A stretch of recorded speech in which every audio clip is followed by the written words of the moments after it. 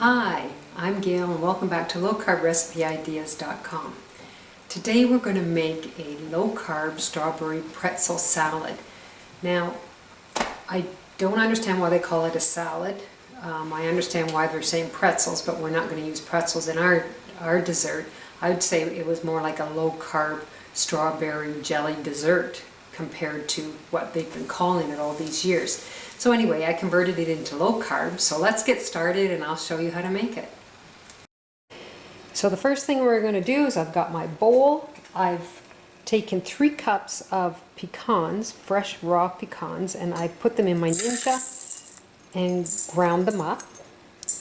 They don't have to be super fine. They can have little chunks in them. I don't know if you can see them there or not. Okay, now we're going to add in a 1/4 cup of erythritol or xylitol or swerve, like it just depends on what you like using. Mix this up a little bit. And I use powdered erythritol.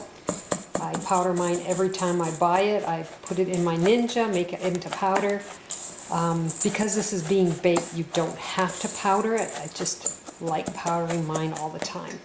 And then the next thing we're going to do is we're going to put in a 1/2 cup of soft butter or totally melted butter. It's up to you what you want to do. So I'm just going to mix this all together, and this will be our crust in place of pretzels from the original recipe. So I'll mix this together, and I'll probably get a glove and use my hands. Yeah, it's so much easier using stuff with your hands. It really is. So just mix it until you get all the butter onto all of the nuts.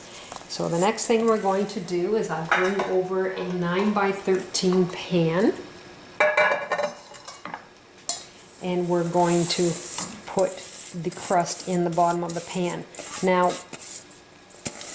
you can grease the pan if you'd like, but I find it doesn't stick, but it doesn't always happen to not stick, so that's up to you what you want to do here. So I'll just work at spreading this around, getting it into the bottom of my pan. It's a little sticky, so it's just going to take a little bit of work.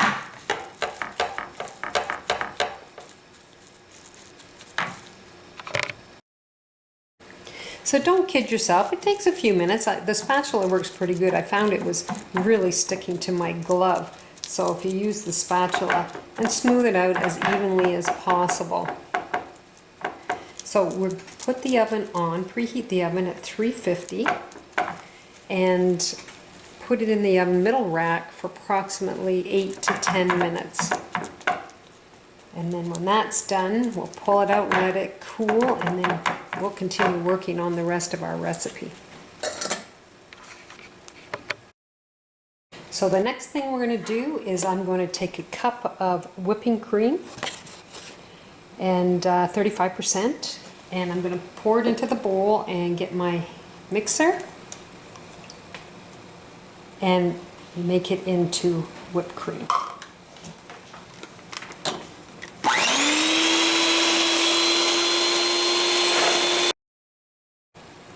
Let's add in a 1/2 cup of erythritol into the whipping cream.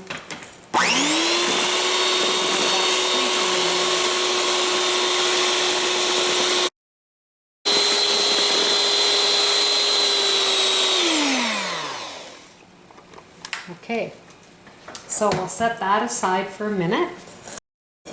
So I've got 8 ounces of cream cheese, so it's a block of cream cheese. I'm using Philadelphia Original is what I'm using, and make sure it's softened, room temperature.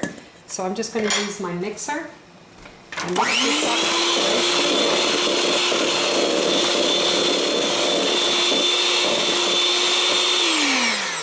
And then we're going to put in our whipping cream. And I did add a 1/2 cup of erythritol to the whipping cream when I made it. Make sure it's all cleaned out here.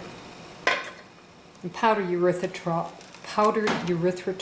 is the best. to use because this isn't going to be baked and we don't want it all crystallized, so like crunchy when you're eating it. So we'll just powder it and then it dissolves nicely. So the next thing we're going to do is we're going to make our Jello. And what I've got are 2 boxes of no sugar added. Now, it has aspartame in it. I prefer it not having aspartame, but to make this dessert, this is the only Jello that I can get. I haven't really seen anything out there that has better quality sweeteners in it. So it's up to you what you want to do.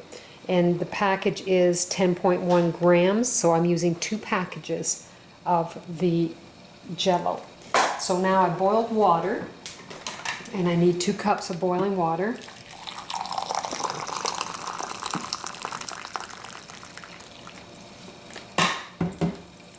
And we're going to pour it in and we'll stir it until it's all dissolved. It doesn't take long to dissolve because it's boiling water, but we'll just keep stirring and let it do its work with that hot water. Now while that's dissolving, I'll just set that aside for a minute, and I'm going to get my 9x13 dish out of the fridge. I want it to cool off enough that we can continue with this recipe. So the next thing we're going to do is we're going to take our cream cheese and whipping cream mixture, and we're going to put this on top of our crust. Excellent dessert, and I just love it because most people say have it in the summertime because it's Jello. It is so good and pretty for Christmas. It's so red and delightful. So the important thing is for when you're moving your whipped cream around, your whipped cream mixture around, make sure it covers your whole crust because we're going to be pouring the Jello on top of this, and I don't want it seeping through the down into the crust. So we'll just try and make this all even.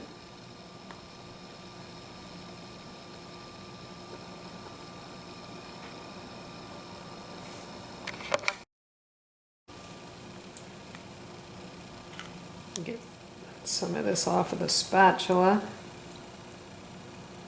And I'm just going to try and even it all out. I love this little gadget. It works so well. If you got one at home, get it out because it really comes in handy for many, many things.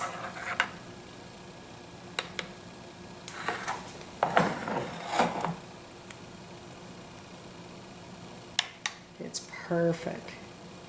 And hopefully I've got my thickness even all the way along.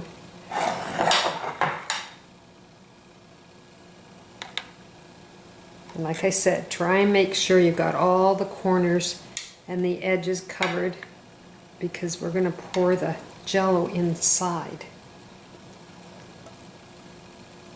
Don't want to waste it. I've got a husband that will be here just waiting for this spatula so we can get a hold of it. There we go. So I'm just going to set this aside. And I'm going to bring my Jello back.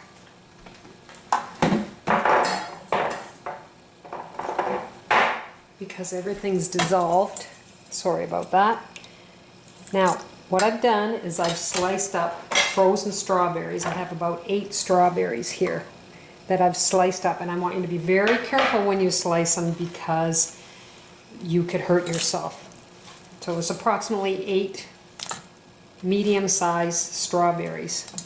Now, the reason I'm doing frozen is because I'm not adding the extra 2 cold cups of water into the Jello. And the water that comes from the frozen strawberries, it looks like I got a strawberry that's not sliced up well enough. They're all stuck together. There we go. That's better. So you can see it's getting thicker already.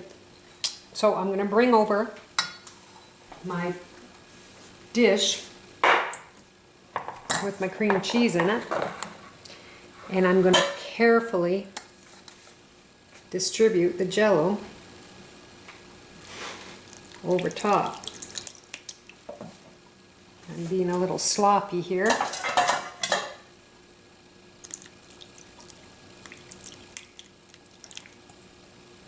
Okay, so now I just have to move my strawberries around a little bit. I could have been a little gentler pouring that in because some of it has pulled the cream cheese out a little bit, but it'll still be delicious. So just move stuff around to make sure you got the strawberries all the way through.